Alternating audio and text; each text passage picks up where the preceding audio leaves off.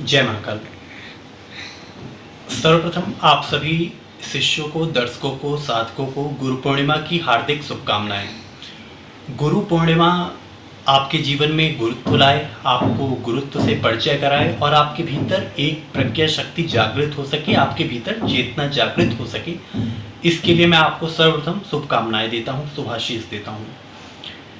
अपने सभी शिष्यों को जो मेरे पास नहीं आ पाए हैं, जो आ जाएंगे उनकी बात अलग है, उन्हें भी, लेकिन जो नहीं आ पाए हैं उन्हें आज इस वीडियो के माध्यम से मैं शुभकामनाएं देता हूं। आपको शुभाशीष। अपने जीवन में उन्नति करो, आगे बढ़ो और जीवन में हर प्रकार से विजयी बनो। आपका सर्वांगीण विकास हो, धर्म, अर्थ, काम, मोक्ष चारों की प्राप्ति करो, यही मेरी कामना है। गुरुत्व, वास्तव में गुरु कौन है और गुरु होता कौन है? किसी भी एक विद्या को सीखने के लिए जब आप एक शिक्षक या एक पथ प्रदर्शक जो आपका होता है वो गुरु होता है, लेकिन ये गुरु एक विद्या का हो तो बात अलग है। तब इसकी सीमा एक आचार्य तक की होती है। तंत्राचार्य, मंत्राचार्य, ज्योतिषाचार्य, वो ज्योतिष का शिक्षक है, ज्योतिष की शिक्षा दे रहे हैं।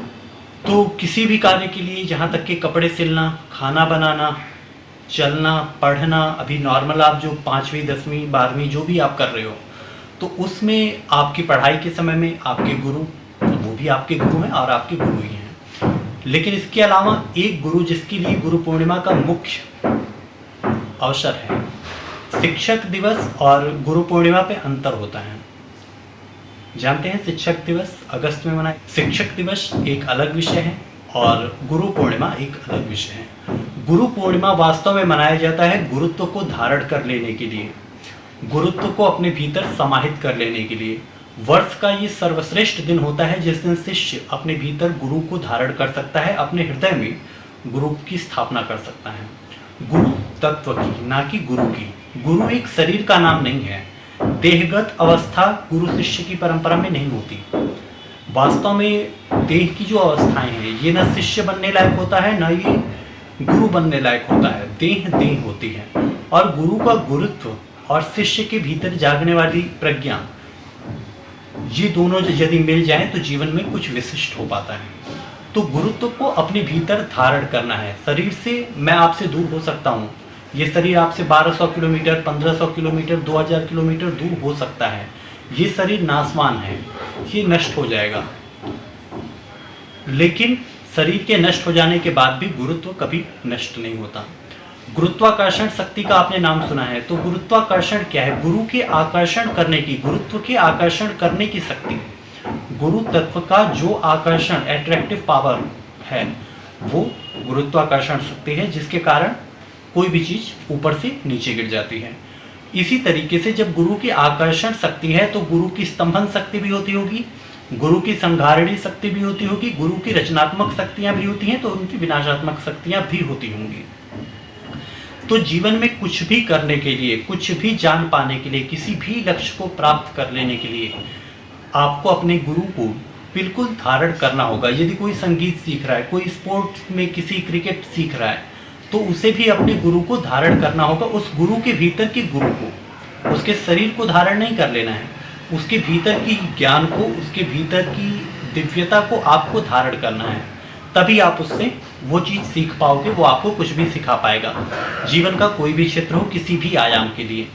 लेकिन आध्यात्मिक रूप से जब हम मोक्ष या मुक्ति के मार्ग पर होते हैं, जब हम शिवत्व को पाने की कामना रखें, जब हम ब्रह्म से साक्षात्कार करना चाहें, तो इसके लिए हमें सद्गुरु का चुनना पड़ता है। और सद्गुरु ही एक माध्यम होते हैं जिनके माध्यम से आप अपने लक्ष्य तक पहुंच सकते हैं। ये सद्गुरु का स्थान देहगत अवस्था का नाम नहीं है, क्योंकि जो व्यक्ति सद्गुरु बनने योग्य है, उस व्यक्ति के अंदर देह की अवस्था नगण्य होगी। शरीर सिर्फ कार्य कर रहा है, लेकिन उसके लिए उसका गुरु तत्व अलग है, और वो गुरु तत्व आपको विशिष्टता प्रदान करेगा। आपके भीतर वो गुरु तत्व चेतना भरेगा।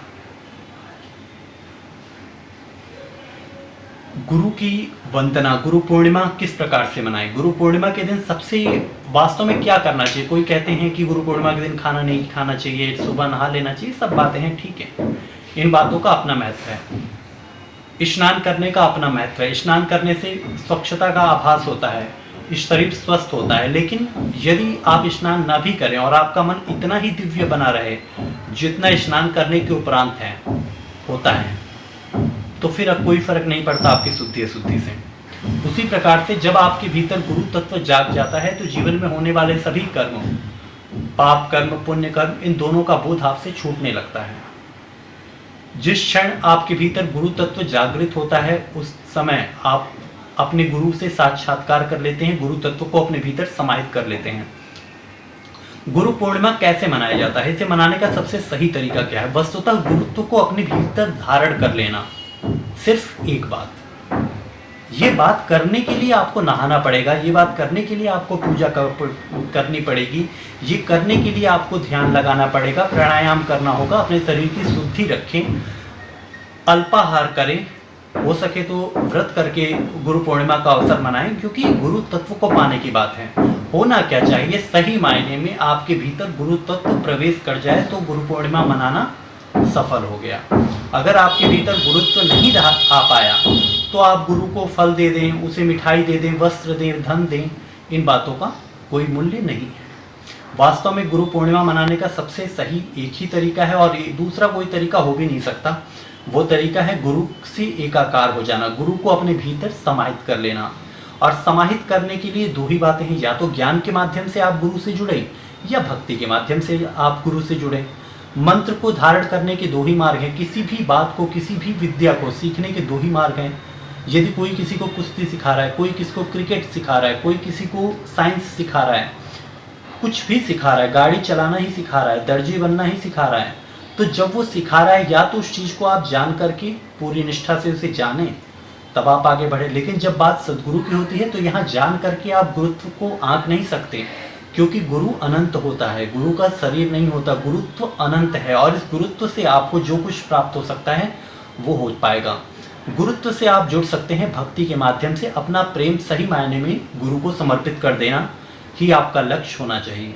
गुरु की सीखी हुई विद्याओं को अपने भीतर जागृत रखना, उनसे प्राप्त ज्ञान को अपने भीतर समाहित रखना, उस ज्ञान का सही उपयोग वक्त आने पर करना, यही बातें गुरु से आपको प्राप्त होती हैं।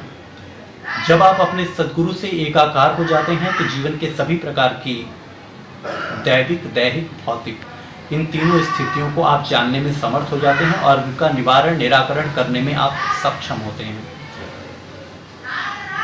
एक गुरु पूर्णिमा के अवसर पर एक श्लोक कहना चाहूँगा कि त्वम मात्र रूपम पित्रम स्वरूपम आत्मं स्वरूपं प्राणं स्वरूपं मम अश्रुवर्गं देहं च पुष्पं गुरुर्वे शरण्यं गुरुर्वे शरण्यं। मम अश्रु अर्घम, मेरे आंसू अर्घ बन के अर्पित हो जाए। देहम च पुष्पम, मेरा शरीर ही देह रूपी, पुष्प शरीर ही देह पुष्प बन करके आपको समर्पित हो जाए। तो अपने आंसू और अपने शरीर अर्पित कर देने के बाद कुछ बचता नहीं, मनुष्य अपना सर्वस्व गुरु पे लुटा देता है। ये समय शिष्यों के लिए विशिष्टता पाने का एक अवसर है। गुरु पद एक ऐसा पद नहीं है जहाँ पर आप आके आनंद लेते हैं, मजे लेते हैं। वास्तव में गुरु होना एक बहुत बड़ी जिम्मेदारी है। गुरु का एक कर्तव्य होता है और वो उस कर्तव्य को निभाने के लिए बाध्य होता है। किंतु गुरुत्व के साथ, गुरुत्व का कर्तव्य ये नहीं है कि आपके कहने पे वो किसी का वशीकरण कर दे तो वो आपका गुरु है, ऐसा नहीं होता। स्थितियां यदि सही लगती हैं तो आपके लिए कुछ भी करेगा, लेकिन अगर उसे धर्म अधर्म के बीच में ज्ञान न हुआ तो गुरु ही किस योग की, और उसमें गुरुत्व फिर बचा ही कहाँ। अगर हंस को ये ना पता हो कि दूध और पानी के बीच अंतर क्या है तो फिर वो हंस किस काम का। तो गुरुत्व जो है ये हंस अर्थात आत्मा, प्राण, इससे कहीं ऊपर की बातें हैं। गुरु एक जिम्मेदारी है, शिष्य एक कर्तव्य पथ पे चलने का नाम है। शिष्यता मजे लेने का नाम नहीं है, लेकिन शिष्यता उमंग के साथ जीने का मार्ग, उमंग के साथ जीने का मार्ग है। गुरुत्व तलवार की धार पे चलने का मार्ग है। शिष्य बनना भी अपने आप में कठिन है यदि शिष्य सही हो तो, गुरु बनना भी अपने आप में कठिन है यदि गुरु सही हो तो। अगर सही मायने में शिष्य हो तो उसके लिए एक कठोर तपस्या हो जाती है, लेकिन उस कठोर तपस्या में एक उमंग होती है क्योंकि वो पुत्र होता है। मनुष्य के 3 तरीके से पुत्र होते हैं, मानस पुत्र, ओजस पुत्र, धर्म पुत्र। मानस पुत्र का अर्थ यह है कि आपने मन से किसी को मान लिया अपना पुत्र। ओजस पुत्र का अर्थ है कि जो संतान, पति पत्नी जो हमारी पत्नी के गर्भ से उत्पन्न होगा वो हमारा ओजस पुत्र होगा, जिसकी उत्पत्ति हमारे वीर्य से हुई है, हमारे शरीर के अंश से हुई है। लेकिन मानस पुत्र मन से माना जाता है। इसके विपरीत एक धर्म पुत्र होता है। धर्म पुत्र जिसे धर्म के अनुसार उसे स्वीकार किया जाता है, जो ओजस पुत्र नहीं हो। तब ज्यादातर ऋषि के बारे में आपने यही सुना होगा कि ये ब्रह्मा जी के मानस पुत्र थे। तो ये मानस पुत्र क्या होते हैं? मन के द्वारा बनाए हुए। उसी प्रकार से धर्म के द्वारा गुरु और शिष्य के बीच में धर्मपुत्र का संबंध होता है, क्योंकि शिष्य धर्मपुत्र होता है गुरु के लिए, जिसे धर्म के माध्यम से पुत्रवत अपनाया गया है। तो ये एक अत्यंत बड़ी जिम्मेदारी है। इस पद की मर्यादा को आप जरूर समझें। ऐसा नहीं कि आज किसी एक यक्षिणी के लिए, किसी एक जिन्न के लिए आप किसी से गुरु से जुड़ जाते हैं, आप दीक्षा ले लेते हैं, या तो आप शुरू में ही अपना गुरु चुनते समय में ये निश्चय कर लें कि आपको सिर्फ ये विद्या पाने के लिए आपको गुरु बनाना है, तो वो गुरु आचार्य पद पे होगा, वो तंत्र गुरु आपका हो सकता है। लेकिन सदगुरु आप धारण कर लेते हैं, जीवन के लिए, मुक्ति के लिए आप धारण कर लेते हैं। फिर अपने गुरुओं में आप कमियां निकालते फिरते हैं। फिर आपको इस बात से मतलब नहीं है कि गुरु कौन है, क्या कर रहा है, मेरा यक्षिणी आई कि नहीं, मेरी इब्लिस की बेटी आई कि नहीं। मतलब आपको ये है कि अब आपको उस पथ के साथ चलना पड़ेगा। यदि नहीं आप चल पा रहे हैं तो कहीं ना कहीं इसका दंड आपको मिलता है। कारण क्या है? ये दंड प्रकृति देती है। और क्यों देती है? क्योंकि फिर इस पद की जिम्मेदारियां टूट जाती हैं। ये जिम्मेदारियां गुरु से टूटेंगी तब भी गलती गुरु की है। यदि ये जिम्मेदारी शिष्य से टूटेंगी तो उसे शिष्य को भुगतना होगा। जो गलत होगा, प्रकृति के विधान से न गुरु बच सकते हैं, न प्रकृति के विधान से, नियति से शिष्य बच सकते हैं। लेकिन इस जिम्मेदारी को एक जिम्मेदारी समझ के आपको धारण करना होगा।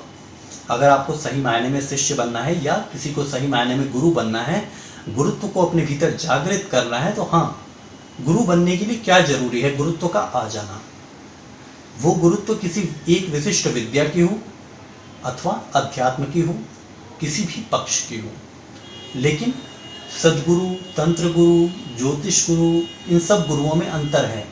आपको जिसने स्कूल में पढ़ना सिखाया वो आपके टीचर्स, वो भी गुरु हैं, उनमें अंतर है। लेकिन सर्वोच्च गुरु सदगुरु को कहा गया है। तो जब आप गुरु बनाते हैं तो सर्वप्रथम इन कुछ बातों को ध्यान भी रखें और इस गुरु पूर्णिमा पे आप अपने जीवन में गुरुत्व का विकास कर पाएं, आपके जीवन में उन्नति आए, गुरुत्व को प्राप्त करें, धर्म अर्थ काम मोक्ष को प्राप्त करें, ऐसी मेरी कामना है। जय महाकाल।